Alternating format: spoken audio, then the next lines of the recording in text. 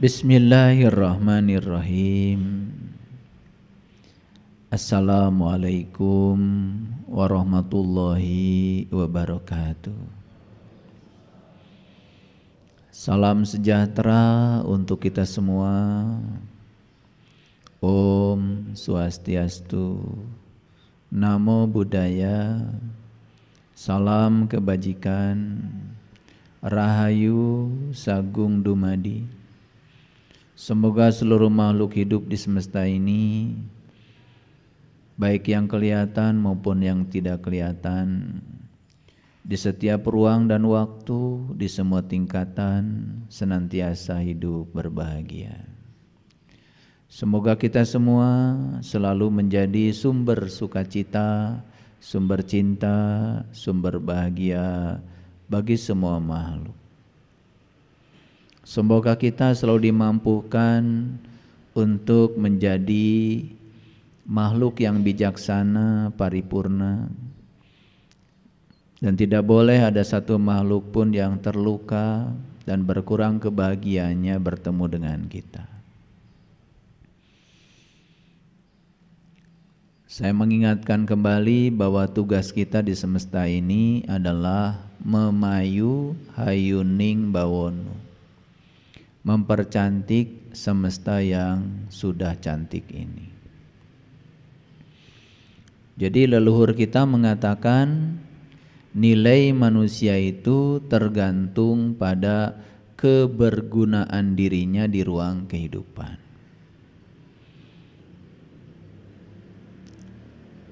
Jadi semakin berguna seseorang di ruang kehidupan, maka hidupnya semakin bernilai. Dan selama ini banyak sekali orang yang salah persepsi tentang kehidupan dengan kebodohannya dan menganggap orang soleh itu adalah mereka yang hanya berkecimpung dalam urusan-urusan agama.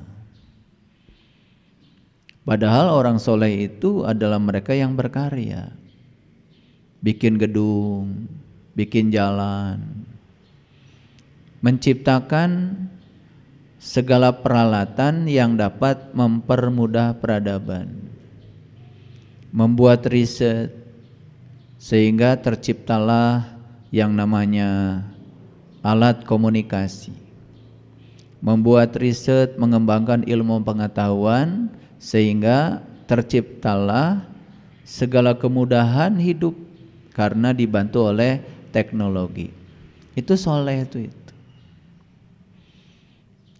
Oleh karena itu klaim bahwa diri saya sudah soleh karena setiap hari terus saja, mohon maaf, menyibukkan diri di tempat ibadah, mencaci maki orang lain yang berkarya dan menganggap mereka sibuk dengan urusan dunia. Hati-hati. Karena sejatinya kita datang ke semesta ini diutus Tuhan ke dunia tentu untuk berkontribusi menjadi kepanjangan tangan Allah mempercantik dunia ini.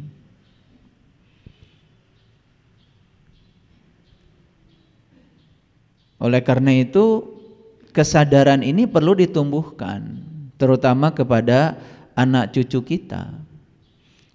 Jangan sampai konsep yang salah, paradigma yang keliru ini terus-menerus diwariskan.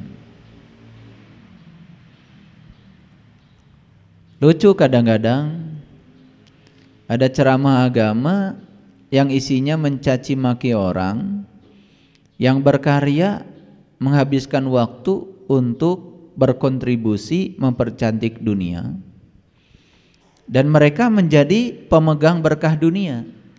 Duit dipegang mereka, berkah dipegang mereka.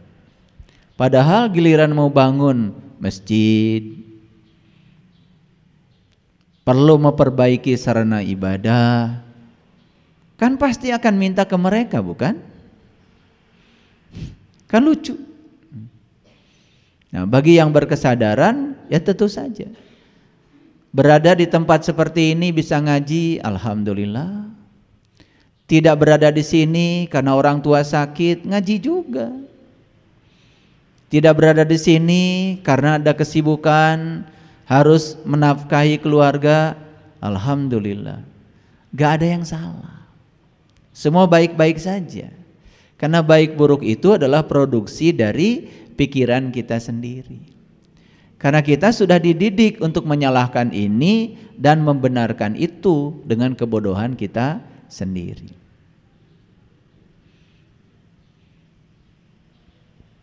Saya tidak pernah memuji orang-orang yang datang di tempat seperti ini.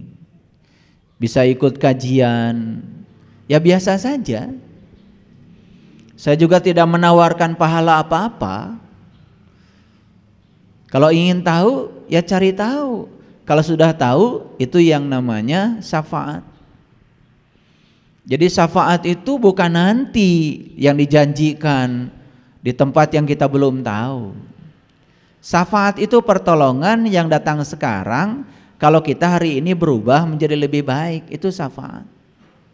Apa wujudnya syafaat? Wujudnya syafaat itu ilmu.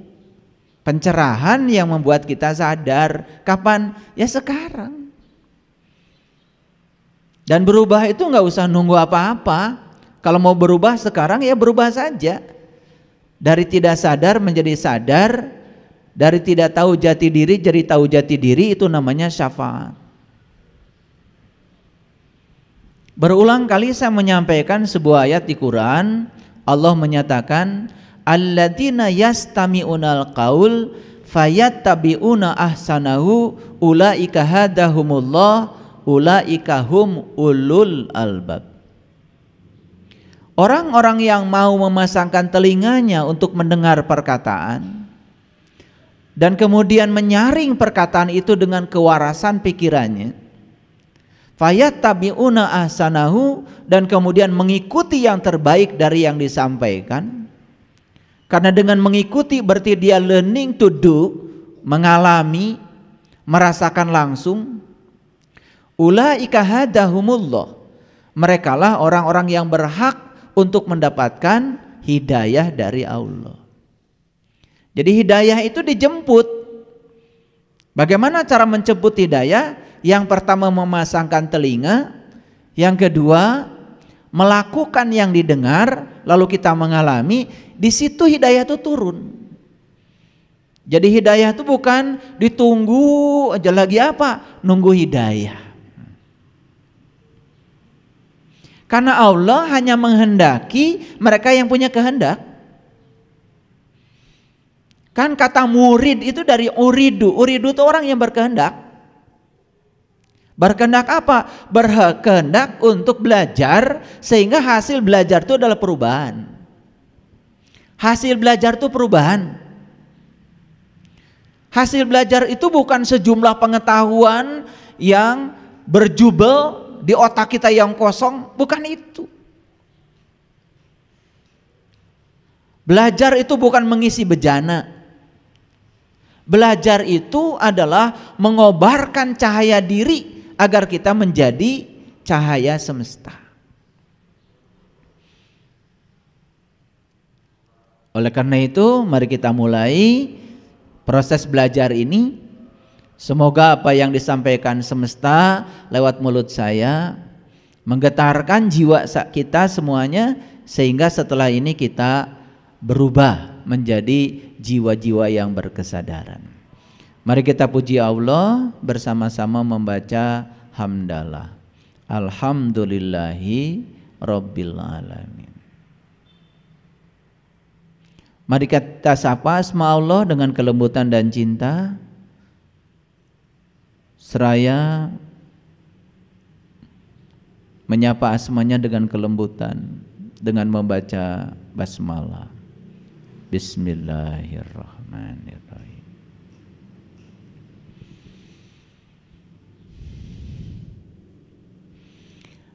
Ada lagu bagus yang dilantunkan oleh Chrisye. Lagunya Lilin Kecil. Kalau saya mendengar lagu itu kadang-kadang suka cengeng, pengen menangis. Apalagi kalau mendengarkan bait demi bait dari lantunan lagu itu. Kalau saya lakukan lagu itu semuanya nggak cukup waktu. Saya akan menyuplik bagian kecil dari lagu itu.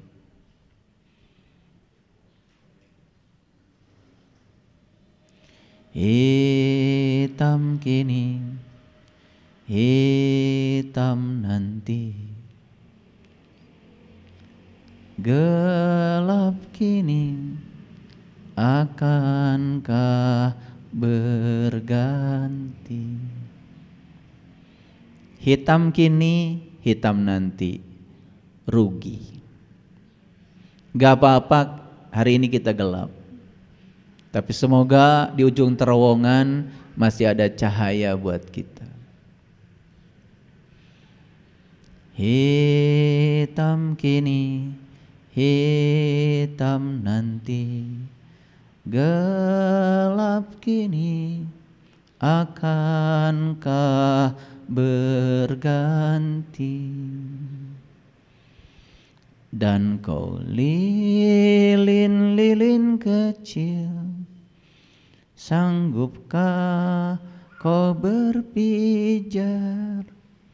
Sanggupkah kau menyengat seisi dunia? Tidak usah jadi mercusuar di atas bukit. Jadi lilin kecil aja sudah bagus. Kalau satu lilin sudah bercahaya, 1000 lilin yang masih tertidur akan tercahayakan.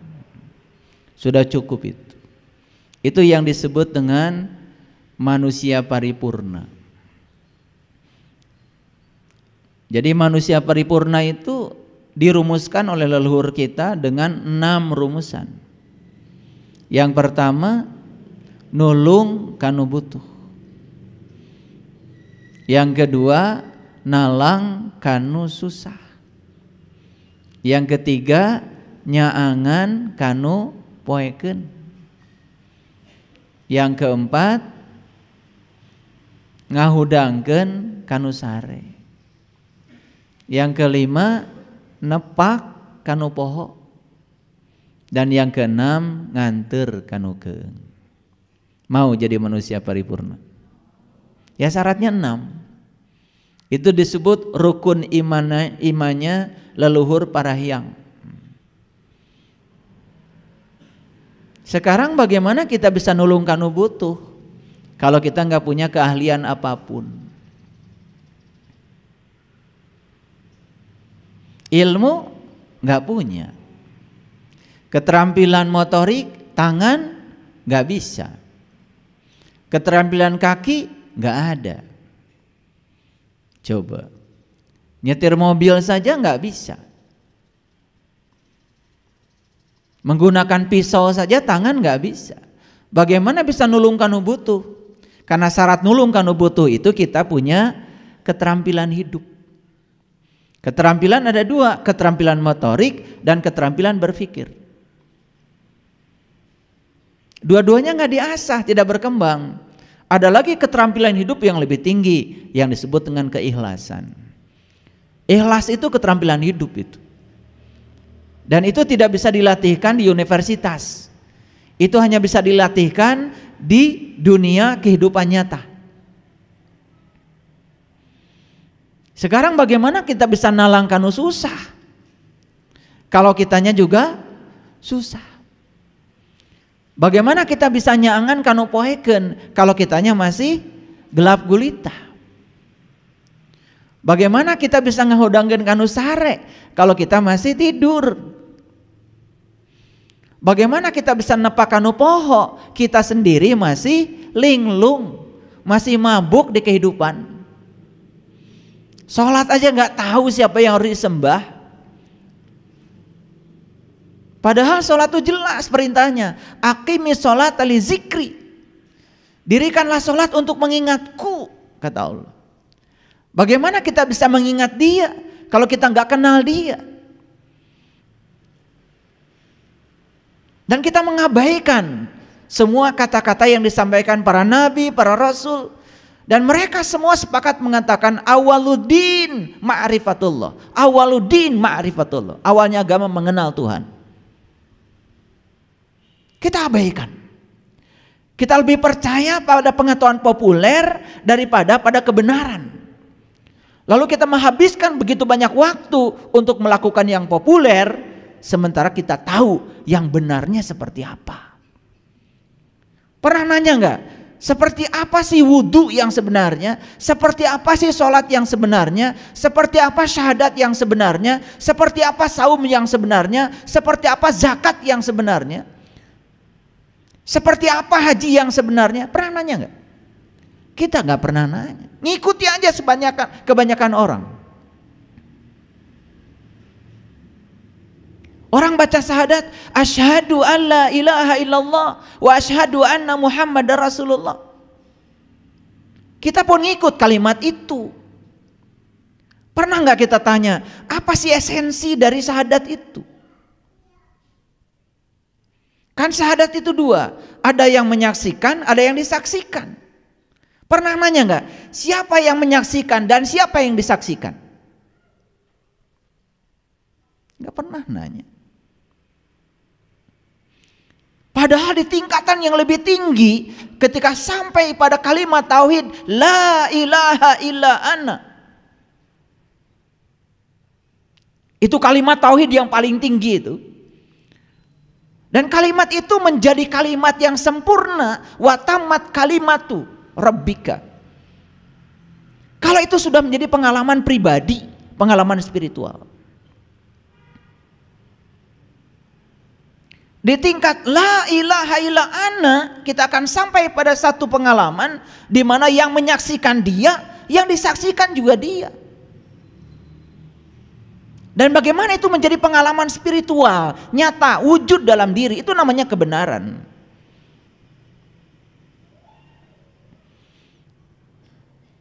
Kalimat tauhid yang paling dasar adalah la ilaha illallah.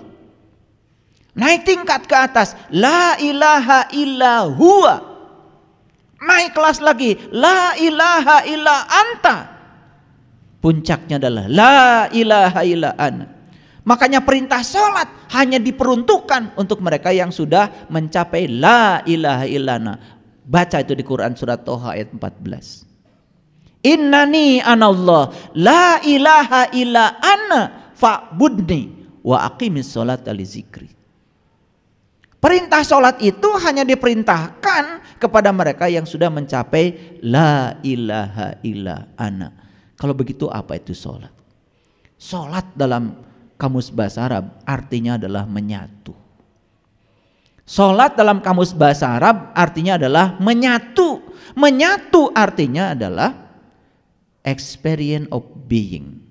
Di situ yang namanya ketuhanan itu muncul. Makanya Tuhan dan ketuhanan dua hal yang berbeda. Pancasila sila pertama tidak disebut Tuhan yang Maha Esa, tapi ketuhanan yang Maha Esa. Karena apa? Mengesakan Tuhan tidak penting. Karena yang paling penting adalah mengesa bersama Tuhan, merasakan kehadiran Dia setiap saat, setiap ruang dan waktu. Di tingkatan ini, sholat bisa mencegah perbuatan keji dan munkar. Orang sedang sholat duhur 5 menit, tidak berbuat keji, tidak. Dia juga tidak membicarakan orang, dia juga tidak korupsi. 5 menit. Dan setelah itu apa yang terjadi? Begitu batas suci di depan masjid dilampaui, apa yang dia lakukan? Dia tetap berbohong?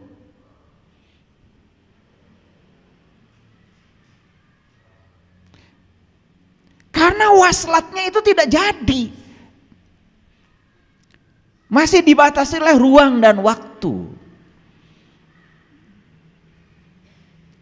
Karena kita tidak mempertanyakan, ya sudah, tidak ada jawaban. Karena jawaban hanya milik mereka yang mempertanyakan. Pertanyaan itu seperti kail yang dikasih umpan kita lemparkan ke laut. Dan kalau kita lemparkan kail, ada umpannya ke laut, ada harapan dapat ikan. Itulah pertanyaan.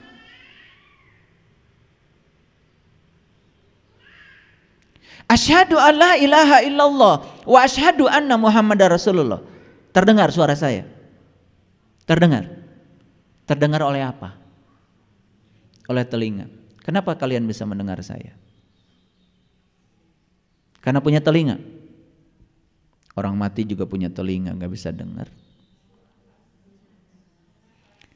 Karena telingamu ada pendengaran. Dan pendengaran ada karena ada nafas. Nafas karena ada bukti sang hidup pada diri kita. Itu saja tidak disadari. Terus aja mencari yang gaib. Tuhan yang nyata dalam diri, yang berwujud nafas, gak pernah tidur, gak pernah ngantuk, gak pernah disadari. Betul?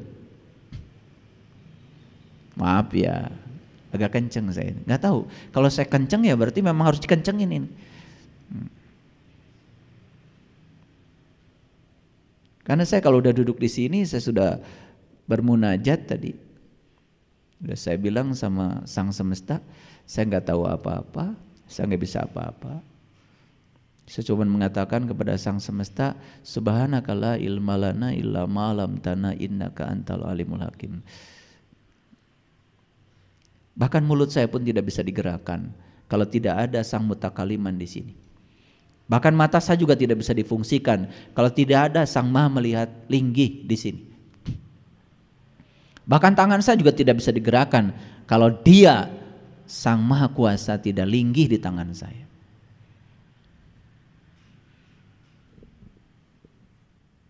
Terdengar tadi kalimat syahadat? Terdengar. Dari mana kalimat syahadat itu muncul? Dari mulut saya. Kita ngaji yang sederhana, yang nyata. Jangan hayalan terus. Dari sini kan? Coba ulangi lagi. Asyhadu an la ilaha illallah wa asyhadu anna Muhammadar Rasulullah. Ini mulut saya sedang melakukan apa? Sedang melakukan apa? Sedang membacakan kalimah. Awas, sedang membacakan kalimah. Namanya kalimahnya syahadat. Sedang membacakan kalimah. Awas, bukan sedang bersaksi, bukan sedang menyaksikan maksud saya, tetapi sedang membacakan kalimah. Apakah ketika saya sedang mengatakan asyhadu an la ilaha illallah, saya sedang melakukan penyaksian? Kan tidak. Karena penyaksian itu di TKP biasanya. Ada orang di kantor polisi bilang, saya melihat Pak Polisi, saya melihat. Ngomong ke polisi bukan pakai mata, kan ngomongnya pakai mulut. Dan dia akan dipercaya oleh polisi omongannya kalau matanya pernah lihat di TKP. Di TKP itu namanya menyaksikan pakai mata. Tapi kalau sudah pakai mulut, kan namanya bukan menyaksikan, menceritakan apa yang disaksikan. Mengerti maksud saya? Ini kadang ngaji yang gini aja, kadang-kadang kita pabaliut ya, karena udah kelamaan bodohnya. Udah mati pikirannya. Ulangi lagi. Jadi mulut ini sebetulnya hanya sedang menceritakan apa yang disaksikan oleh mata. Kalau matanya menyaksikan. Nah bayangkan mata tidak menyaksikan, mulut dipaksa bicara. Maka yang dibicarakan oleh mulut kan bisa jadi kebohongan karena mata tidak menyaksikan. Jadi ngarang yang dikatakan oleh mulut itu. Betul apa tidak? Lain lagi kalau dia menyaksikan di TKP, betul-betul menyaksikan dan dia saksi yang sejati, apapun diulang-ulang disuruh menceritakan, dia tidak akan pernah keluar dari yang dia lihat. Makanya ada saksi palsu, ada saksi yang tidak, ada saksi palsu, ada saksi yang asli. Yang asli itu diulangi berkali-kali untuk bicara dia akan menceritakan hal yang sama secara konsisten karena dia melihat. Tapi yang tidak melihat diulang-ulang bisa jadi bohong itu. Makanya ketika dia mengulang, lie detector akan mengatakan kamu bohong. Karena orang yang suka bohong itu perlu cerdas. Nih kalau kalian mau berbohong ya harus pintar. Daya ingatnya harus kuat. Karena kalau daya ingatnya nggak kuat, suatu saat ketika dia mengulang, bisa jadi yang diulang berbeda yang dibicarakan dengan yang dulu. Karena memang dia tidak mengalami. Itu yang namanya kebohongan. Loh kok yang diceritakan hari ini beda dengan yang kemarin? Tuh, karena dia tidak menyaksikan. Makanya orang yang berbohong karena tidak menyaksikan, dia itu perlu ingatan yang kuat. Maka syarat untuk menjadi pembohong itu harus punya ingatan yang kuat. Nih saya kasih tahu, kalau menjadi pembohong boleh. Tapi ingatannya harus kuat. Insya Allah kalau ingatannya kuat tidak akan kelihatan bohongnya. Kalau ingatannya lemah suatu saat bohongnya akan kelihatan. Karena orang bohong itu biasanya suka nambah-nambah cerita. Bahkan yang tidak dilihat pun dia tambah. Itulah cirinya orang yang berbohong. Karena judulnya ada kebohongan, saya mulai dari situ mulainya. Asyhadu alla ilaha illallah, aku bersaksi tiada Tuhan selain Allah. Bersaksi lu pakai mulut ini. Lalu menyaksikannya kapan? Pernah nanya gitu? Yang waras pasti nanya, tetapi yang buta, yang hanya ngikutin apa kata orang gak pernah nanya. Orang baca gitu ngikut aja. Itu yang namanya taklid itu. Karena tidak menggunakan pikiran warasnya, pikiran kritisnya. Kan harusnya nanya, kenapa Sayyidina Umar membaca kalimat yang sama dengan kita? Asyhadu alla ilaha illallah wa asyhadu anna Muhammadar Rasulullah. Menangis, bergetar, bahkan sujud di depan Rasul. Ya Rasulullah, semua hartaku aku serahkan padamu semuanya. Lalu untukmu apa Umar? Hasbi Allah, hasbi Allah. Cukuplah Allah bagiku. Kapan seseorang mengatakan cukup Allah bagi dirinya? Kapan? Kalau dia sudah menyatu, merasakan penyatuan dengan Allah. Kalian juga suka baca kalimat itu habis sholat. Hasbi Allah, hasbi Allah. Gak ada air mata, gak ada getaran, gak ada energi. Karena kalian cuma mengutarakan kalimat yang diulang-ulang oleh orang lain, tapi tidak mengalami pengalaman spiritualnya. Hanya learning to know, tapi tidak learning to do. Tidak menjadi Umar, hanya menceritakan Umar dulu pernah begitu. Tidak menjadi Musa, hanya menceritakan dulu Musa pernah begitu. Tidak menjadi Ibrahim, hanya cerita kalau Ibrahim pernah begitu. Apa hasilnya kalau kita cuma cerita? Tetapi kita tidak menjadi. Agama itu bukan learning to know, learning to do, supaya learning to be, supaya Anda menjadi. Nah, kemarin dalam sesi buka mata kalbu, saya katakan, mau jadi Ashabul Kahfi atau mau cerita Ashabul Kahfi, saya kasih pilihan. Saya mau jadi Ashabul Kahfi, itu learning to be. Anda akan mengalami apa yang dialami Ashabul Kahfi. Tapi kalau mau cerita Ashabul Kahfi, udah nggak usah belajar sama saya, karena saya nggak pandai cerita.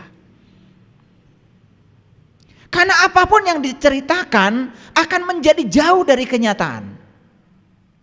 Ulangi, apapun kalau sudah diceritakan, dijelaskan, menjadi semakin jauh dari kenyataan.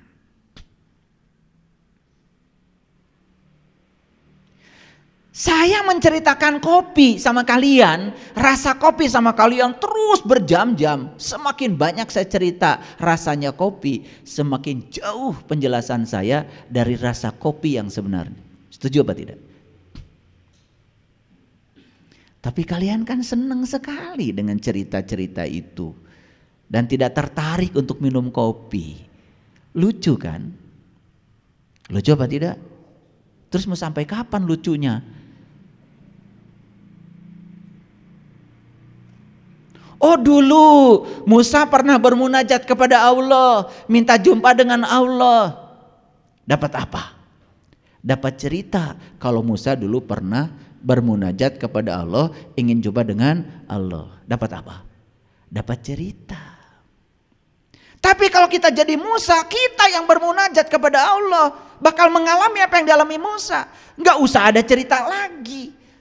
Itu yang namanya kebenaran. Jujur nih kalau saya sampaikan, kalian selama ini dapat fakta tentang kebenaran dalam wujud rasa, atau dapat banyak penjelasan dari orang yang mengatakan dirinya seakan-akan cerita kebenaran, pada yang diceritakan jauh dari kebenaran karena cuma cerita. Pilih mana? Pilih mana? Pilih yang kedua kan? Iya. Senang. Ya sudah. Kalau senang, jadi orang yang pandai cerita. Jadinya agama itu kalau enggak dulu, ya entar. Padahal hidup itu di sini, saat ini, sekarang. Waktu kita itu sekarang, karena nanti sore belum tentu kalian hidup. Ada tetangga saya mau lewat, dia, ya mobilnya dia itu ngalangin mobil saya mau lewat. Kemudian dia terus. Ya udah, akhirnya saya bisa lewat. Besok maghrib saya dapat berita dia meninggal. Padahal kemarin baru aja membantu saya untuk ngasih komando supaya mobil saya tidak kena mobilnya dia. Seperti itu. Masa depan itu tidak ada. Masa lalu juga apalagi udah lewat. Yang ada tuh sekarang, di sini, saat ini. Itu waktu kita yang sebenarnya. Cuman kita sering lupa. Seakan-akan besok masih ada waktu. Maka di Quran surat Al-Kahfi dikatakan, janganlah kamu mengatakan sekali-kali besok masih ada waktu. Jadi kembali kepada syahadat tadi. Syahadat itu kan sebetulnya adalah pengalaman. Kalau pengalaman itu harusnya terjadi di TKP, betul nggak? Nah TKP kita mana? Kita tidak mengalami apa-apa di tempat kejadian perkara, tiba-tiba kita mengatakan sesuatu lewat mulut kita, bersaksi tanpa menyaksikan. Ya hasilnya seperti apa? Hanya mengulang kalimat-kalimat tanpa ada getaran, tanpa ada energi. Akibatnya apa? Ya akibatnya ribuan kali kita sudah baca kalimat itu, kan tetap aja kesadaran kita tidak berubah, betul nggak? Bohong tetap, betul nggak? Iya. Dengki tetap, benci sama orang tetap. Harusnya kalau kita sudah berhasil di TKP, menyatu manunggal bersama dia, tahaluk bi ahlakillah, harusnya berakhlak seperti akhlaknya Allah, penuh cinta kasih harusnya. Harusnya kita menjadi tangan Allah untuk menyampaikan Rahman dan Rahimnya Allah. Bahkan ada istilah leluhur kita itu, sing bisa ngarasa memeh karasa. Belajar merasa sebelum terasa. Bisa merasakan kalau orang lain tuh nggak punya beras, langsung ngasih. Bisa merasakan orang lain nggak punya ongkos, langsung ngasih, nggak usah nanya dulu. Udah bisa begitu belum? Kalau sudah bisa begitu, kalian baru sakti. Sakti itu yang sebenarnya. Bukan bisa jalan di air, kernaon lauknya bisa. Bisa ngapung di udara, buat apa? Manuk eta mah. Kesaktian manusia itu kalau kita sudah bisa merasa sebelum terasa. Merasakan penderitaan orang lain belum cerita, langsung kita bantu. Itu yang keren, itu yang sakti.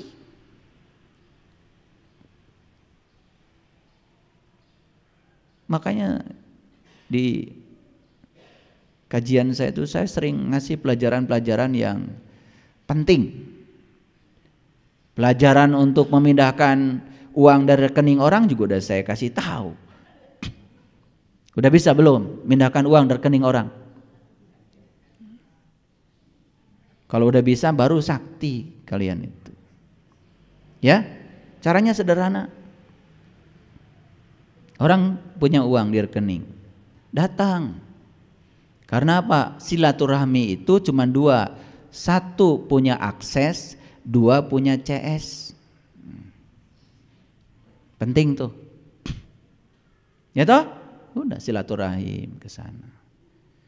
Saya punya keahlian, Pak. Barangkali Bapak pegel-pegel, saya bisa mijit. Saya bisa meluruskan semua urat-urat Bapak yang Pak Baliut. Oh, bisa? Biasa, Pak. Ayo tuh kita buktikan. Udah, pijit. Maaf ya, nggak punya uang cash. Berapa nomor rekening kamu? Pindah nggak uang? Pindah. Sakti kan? Paham? Yang saya ajarkan ilmu-ilmu sakti model gitu. Bukan bisa terbang, bisa apa? Bukan teterak dekadek, buat apa? Cari ilmu supaya anu ngadek. Kalau kita sudah baik, penuh cinta, masa iya orang mencelakakan kita? Nggak mungkin. Nggak mungkin. Hadiah cinta adalah dicintai. Oke, sebelum saya lanjutkan, saya mau cerita dulu. Jadi pernah suatu saat kebohongan dengan kebenaran ini janjian di sebuah kafe.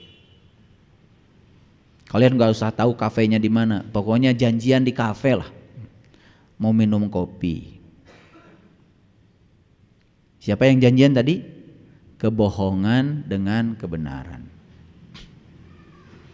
Udah ngalor ngidul bicara. Kemudian mereka berdua bersepakat untuk berenang. Kebetulan tidak jauh dari kafe itu ada sungai yang dalam, cocoklah untuk berenang. Ya sudah, mereka pergi ke sana dan berenang.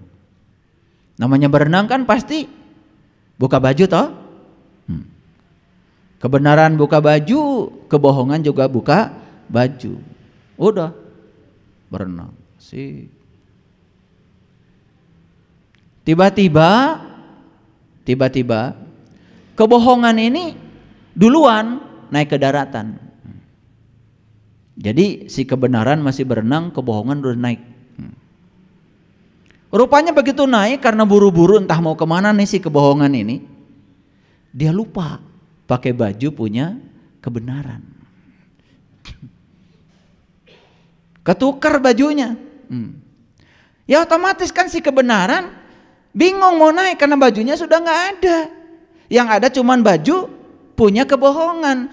Dan si kebenaran nggak mau pakai baju punya kebohongan. Maka sampai sekarang kebenaran tuh belum pulang-pulang. Masih telanjang, masih berenang di sana di sungai. Kalian nggak usah tanya mas saya sungainya di mana. Tetapi si kebohongan ini sudah kadong pakai baju kebenaran. Dan dia sekarang kemana-mana jalan-jalan, masih pencerahan.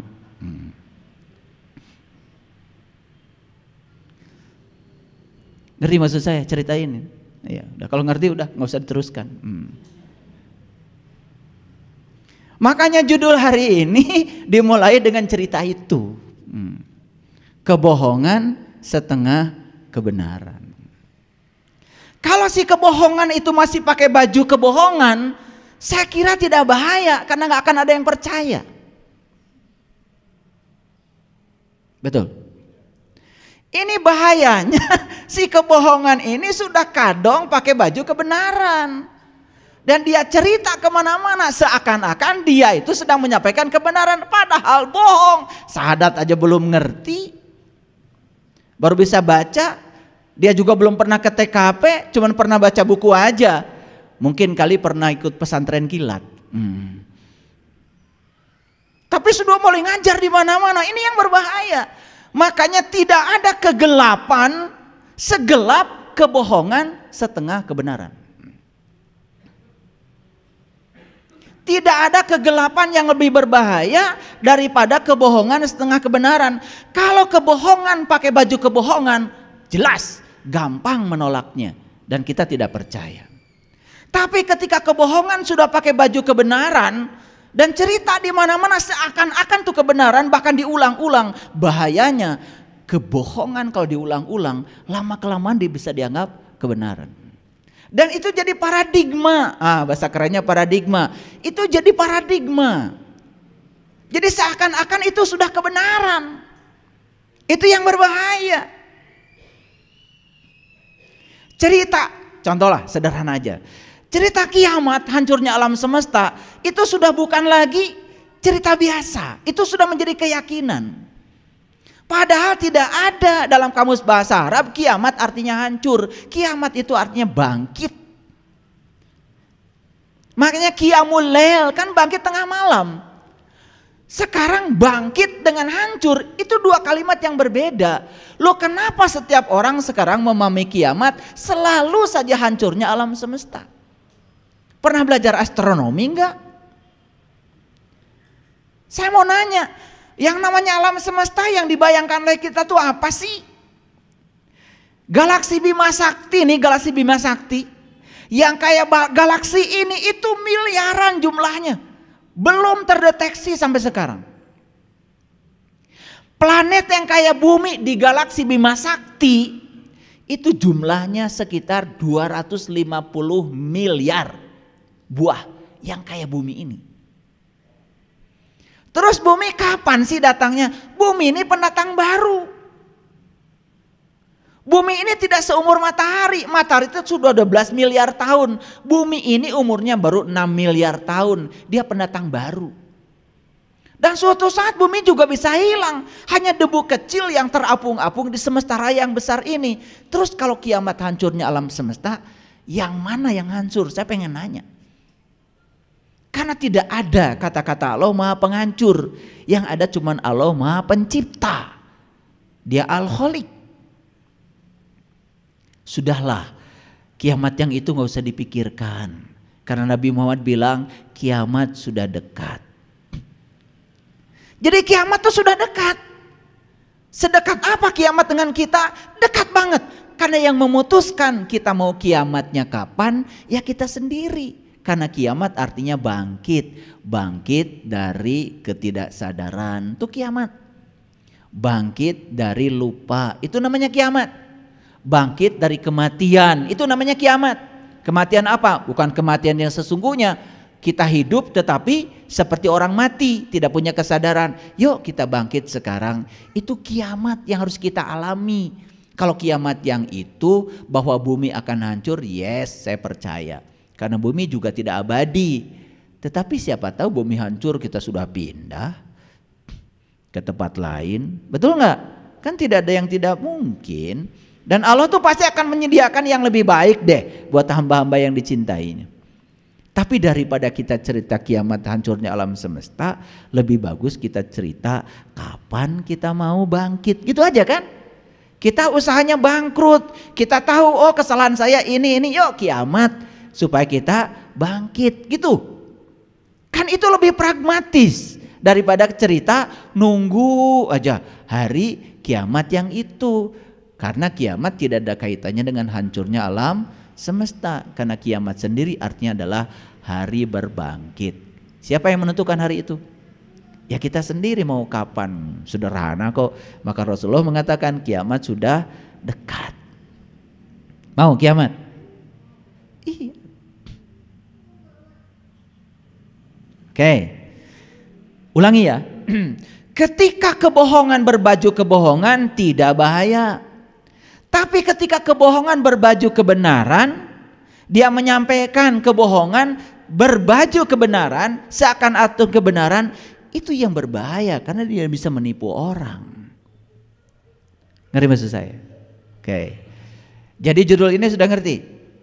Kenapa judulnya begini? Kenapa kebohongan setengah kebenaran? Kalau sudah ngerti baru kita lanjut. Oke.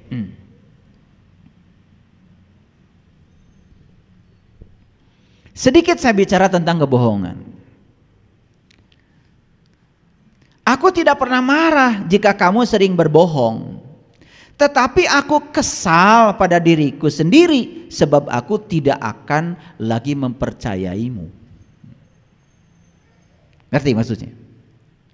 Aku tidak marah kamu berbohong padaku, tidak marah. Tetapi aku menyesal pada diriku sendiri karena aku menjadi tidak percaya kepada kamu. Itu bahayanya bohong. Ngerti? Gitu. Satu kebohongan sudah cukup untuk mempertanyakan semua kebenaran. Orang ini benar terus bicaranya, satu kali aja dia berbohong. Semua kebenaran yang pernah dia bicarakan akan dipertanyakan. Itu ruginya berbohong. Oke?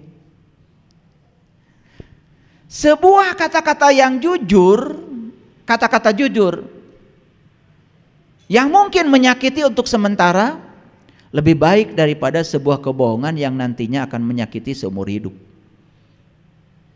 Jadi saya mau nanya dulu sebelum saya lanjutkan kajian ini.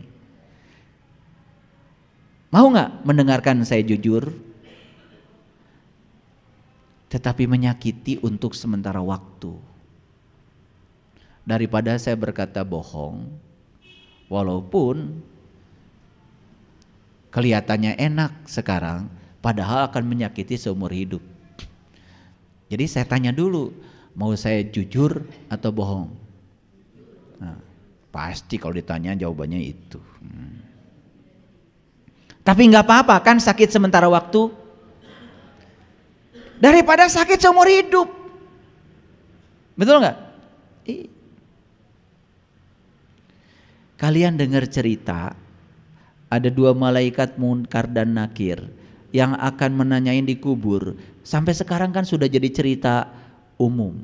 Pokoknya kalau orang mati akan ditanyai dua malaikat di dalam kubur.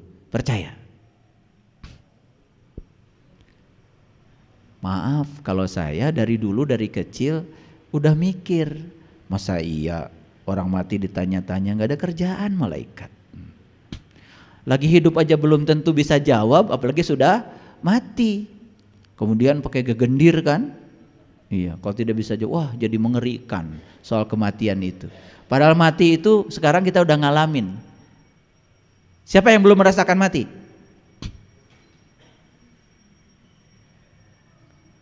Hah?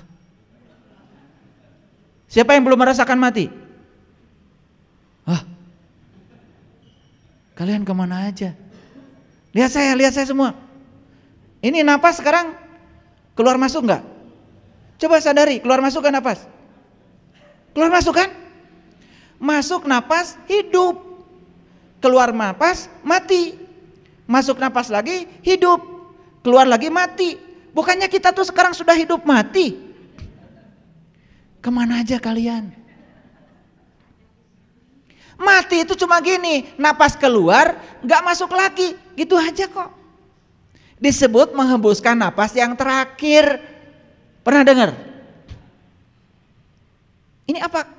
Ketinggian gitu ngaji sama saya? Nih, napas masuk hidup, napas keluar mati, cuman keburu masuk lagi. Jadi tidak terasa karena matinya singkat sekali. Jadi kita tuh sekarang sudah mengalami rasanya mati. Terus kenapa mesti takut? Kan sudah diajarin dari sekarang.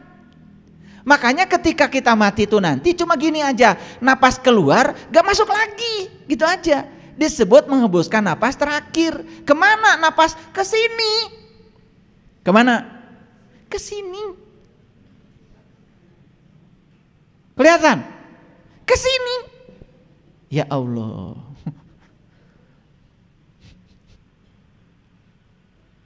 Jadi sekarang sadar kalau kalian sudah mati. Sudah, cuman singkat sekali. Seperti itu mati. Loh, kenapa takut? Pertanyaan itu bukan di kuburan yang itu. Kuburan tuh nih jasmani kita. Yang terkubur di sini jiwa kita. Jiwa itu punya pembimbing dua di sini, Allah dan Rasulnya. Di sini tuh ada Allah dan Rasulnya, ada Nurullah dan Nur Muhammad yang ngapit jiwa kita.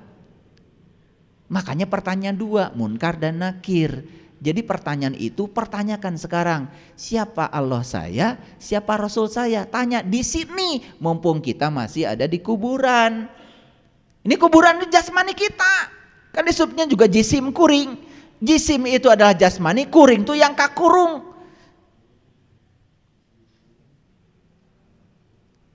Kalian tuh kalau ngomong asal aja. Sim kuring. Sim kuring itu jadi jisim kuring. Jisim itu jasad, kuring itu yang kakurung. Siapa? Jiwa kita. Nah jiwa itu supaya tidak merana, pertemukan dia dengan Allah dan Rasulnya. Jawab dua malaikat, Munkar dan Nakir. Sekarang di sini. Makanya keluarlah Quran yang mengatakan waman kana fi hadihi a'ma wa huwa fil akhirati a'ma wa adallu sabila. Siapa yang jumpa Tuhan di dunia, maka dia akan jumpa Tuhan di akhirat. Siapa yang tidak jumpa Tuhan di dunia, tidak akan jumpa Tuhan di akhirat. Wa adallu sabila, akibatnya jalan dia jadi adol. Adol itu sesat. Enggak bisa pulang. Nyangsang di pohon mangga. Paham? Jadi kalian tuh sibuk aja tiap hari ya ngurusi yang tidak pasti yang bernama kehidupan. Tapi tidak pernah mengurusi yang pasti yang bernama kematian. Padahal tidak ada yang lebih pasti dari kematian. Lucu ya, hidupnya sibuk aja mengumpulkan yang akan ditinggalkan. Tetapi tidak meneretas jalan untuk pulang. Elehku sirem. Itu semut ya, kalau keluar terus aja. Saya perhatikan itu kalau semut ya. Kadang-kadang memperhatikan semut ya, saya perhatikan kalau saya lagi di WC. Makanya WC itu saat yang sangat hening itu. Karena kita sedang jujur pada diri sendiri. Coba di WC itu telanjang gitu ya. Kita lihat cermin, kelihatan jeleknya kita itu. Apalagi lagi pup, baunya juga terasa sama kita. Betul nggak? Iya. Saya kadang-kadang suka malu sendiri. Nah kalau lagi gitu biasanya ada semut jalan jauh gitu. Kok bisa balik lagi? Dan jalannya itu. Jadi dia tuh tahu dari mana mulai jalan, sejauh apapun dia tahu cara baliknya. Semut itu luar biasa. Dia ketika jalan tuh meninggalkan jejak. Makanya dulu waktu kita pramuka kan mencari jejak. Sayang mencari jejaknya itu malah sama guru pramuka kan kita dibikin susah. Padahal mencari jejak tuh kayak semut maksudnya. Supaya kita tidak susah pulang. Jadi makanya saya nanya sama semut, kamu hebat. Kata semut, iya dong. Karena saya sepanjang saya jalan, saya meninggalkan jejak. Dan saya ngikuti jejak saya lagi ketika saya pulang. Itu kata semut. Percaya sama saya? Jangan percaya. Kan kalian belum bisa berdialog dengan semut. Kalau sudah bisa baru percaya. Jangan percaya, oh mentang-mentang yang ngomong saya. Jangan percaya kalau belum mengalami. Saya udah cerita. Saya cerita dengan pohon pete udah. Cerita dengan pohon nangka sudah. Saya udah cerita. Dan ternyata semua bisa diajak bicara. Kalau kita tahu bahasanya. Bahasanya satu kok, bahasa cinta. Lanjut dulu. Harusnya kita meninggalkan jejak nih sekarang nih. Jejak apa? Jejak kebaikan.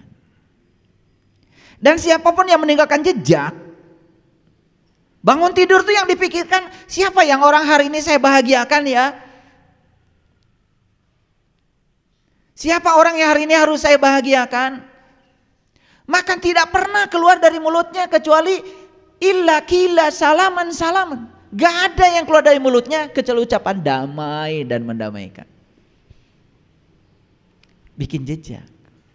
Coba. Sehari itu kalian bikin jejak. Bagus. Matinya gak akan susah. Karena sudah punya jejak.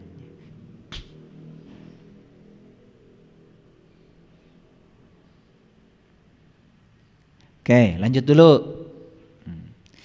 Seorang pembohong tidak pernah jadi pembohong ketika dia lupa berbohong.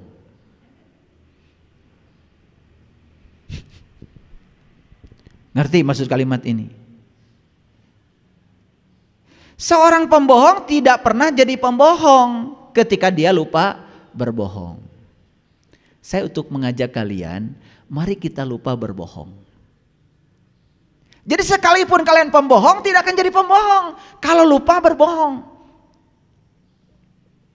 Terutama bohong pada diri sendiri. Maaf ya, kalau saya bertanya gini, apa iya saya orang beriman? Apa cirinya iman? Saya tanya tuh pada diri saya. Kok ciri iman gak saya miliki ya? Jangan-jangan saya berbohong pada diri saya. Saya ngaku beriman padahal saya bukan.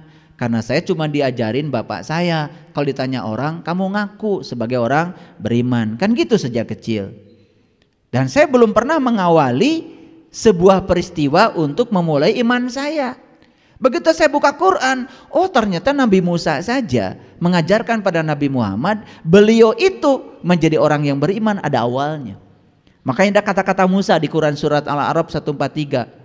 Qala subhanaka tubtu ilaika wa ana awalul mu'minin. Maha suci engkau ya Allah, inilah awal aku beriman. Kapan Musa beriman? Falamma tajalla rabbuhu lil jabal. Ketika Tuhan bertajalli di puncak kesadarannya Musa. Pertanyaan lagi, apa Allah sudah bertajalli di puncak kesadaran kalian? Belum? Belum? Loh kok ngaku? Padahal Nabi Musa ngajarin sama Nabi Muhammad. Kan itu Quran surat Al-A'raf 143 itu diturunkan pada Nabi Muhammad. Ada cerita tentang Musa. Berarti Nabi Muhammad diajarkan oleh Nabi Musa. Awalnya iman itu ini loh. Bahkan awalnya Islam juga ada. Itu diajarkan Nabi Ibrahim.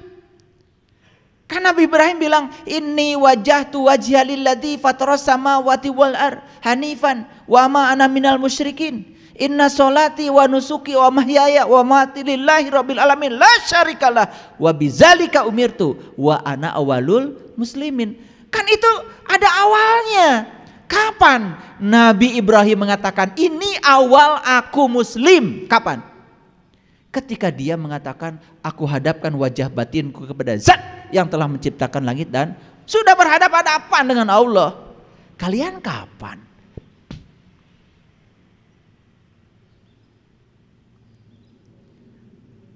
Sakit memang mendengarkan ini sementara, gak apa-apa, tetapi akan sembuh selamanya. Karena jujur itu memang mahal, terutama jujur pada diri sendiri, daripada terus-menerus kita mendidingi diri dengan kebohongan.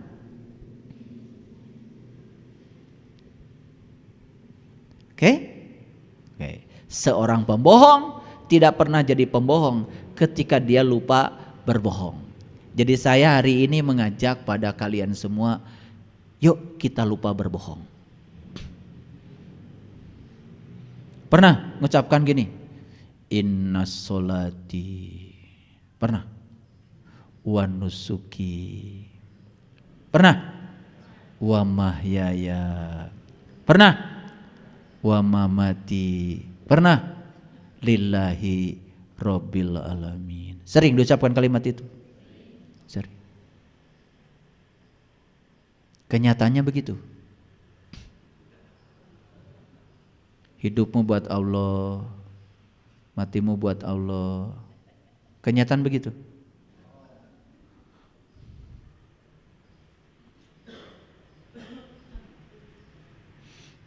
Bohong. Makanya saya ngajak, ayo kita lupa berbohong. Sekalipun hari ini kita pembohong, tidak jadi pembohong saat lupa berbohong. Karena pembohong akan kelihatan berbohong saat dia sedang melakukan kebohongan. Suka baca bismillahirrahmanirrahim. Bismillahirrahmanirrahim. Atas nama Allah yang Maha Pengasih dan Maha Penyayang. Ya Allah, aku datang ke semesta ini direncanakan oleh-Mu untuk tujuan-Mu, bukan untuk tujuanku ya Allah. Aku hanya kepanjangan tangan-Mu untuk menyampaikan cinta kasih-Mu. Aku mewakili Engkau Tuhan yang Maha Pengasih dan Maha Penyayang. Suka begitu ngomongnya. Faktanya, tahu artinya pengasih? Pengasih itu artinya memberi tanpa pilih kasih. Yang baik sama kita diberi, yang tidak baik sama kita tetap diberi. Bahkan yang tidak baik diberinya lebih banyak. Semoga jadi tambah baik. Yang baik sama kita dikasih, yang pelit lebih banyak. Makanya saya sama istri saya, khusus untuk saudara-saudaraku yang pelit, saya kasih oleh-olehnya selalu lebih banyak. Jadi ada yang nanya sama saya, kenapa kok si Atu oleh-olehnya banyak? Karena dia pelit. Jadi harus dikasih lebih banyak. Itu cara Allah itu memberikan kasih itu begitu. Sekarang saya tanya, kalian baca Bismillahirrahmanirrahim tiap hari, begitu enggak kelakuannya? Bohong.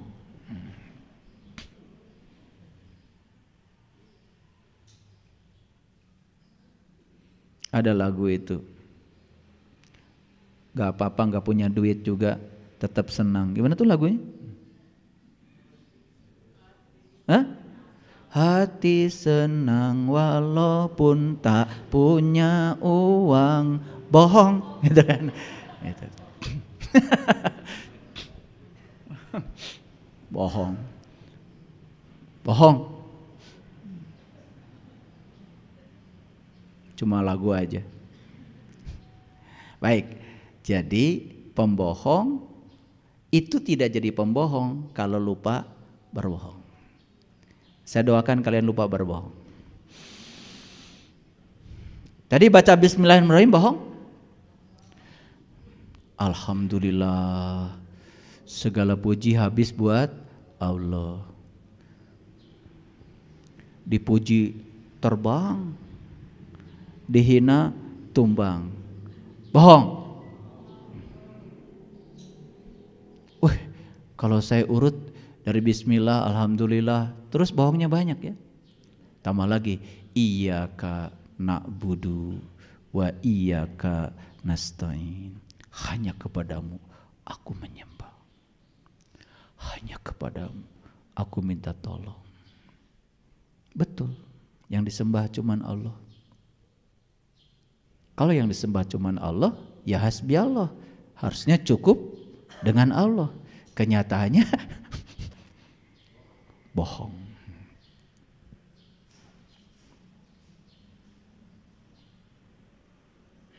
Maliki yaumiddin. Hanya Engkau yang menguasai pembalasan. Hanya Engkau yang berhak menghukum. Hanya Engkau yang berhak menilai. Suka ngomong begitu? Suka? Kapan? Kalian tuh enggak disebut keterlaluan gimana. Itu ngomong begitunya ketika sedang sholat. Coba. Maliki yaumiddin. Segala Engkau sang penguasa pembalasan. Engkau yang berhak menilai. Engkau yang berhak menghukum.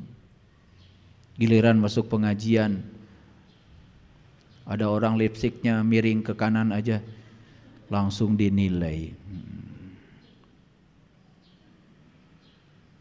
Jilbabnya tidak sama dengan kamu, kurang syar'i sedikit, langsung dihukum. Begitu? Bohong? Bohong. Yuk kita hari ini mulai lupa berbohong. Walaupun kalian pembohong, tidak jadi pembohong. Makanya jangan pernah berdebat dengan seseorang yang mempercayai kebohongan. Orang yang kayak gini susah ditolong. Saya cerita, sebetulnya Manrobuka tuh nyata loh di sini sekarang. Masa tidak ada kerinduan kamu kepada Allah sekarang yang ngurus ngatur segala kebutuhanmu? Masa tidak mempertanyakan siapa Allah, di mana Dia? Ya Allah, aku rindu padamu. Masa tidak ada pertanyaan itu dalam dirimu? Di sini sekarang, di kuburan ini.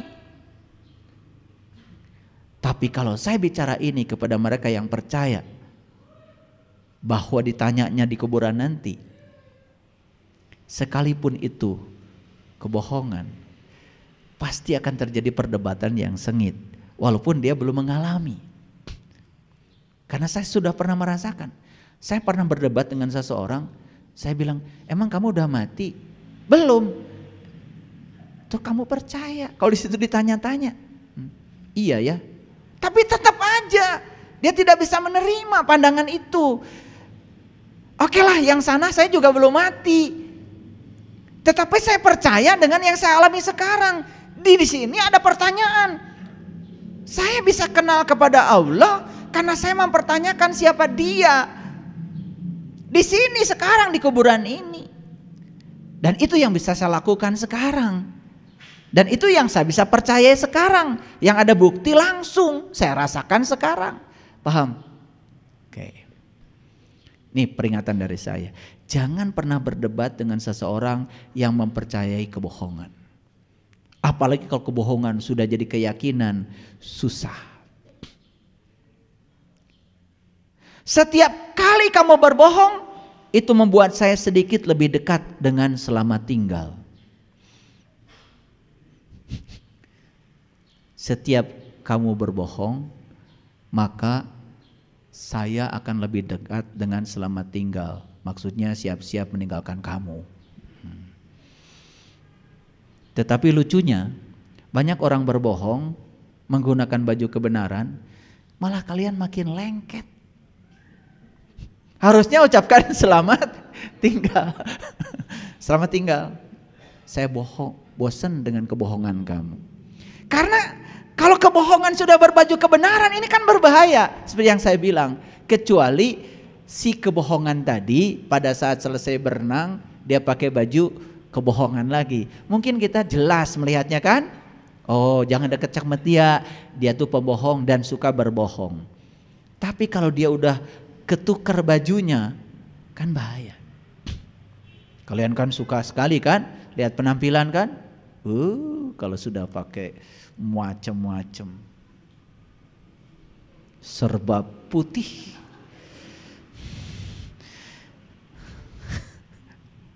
wah suci.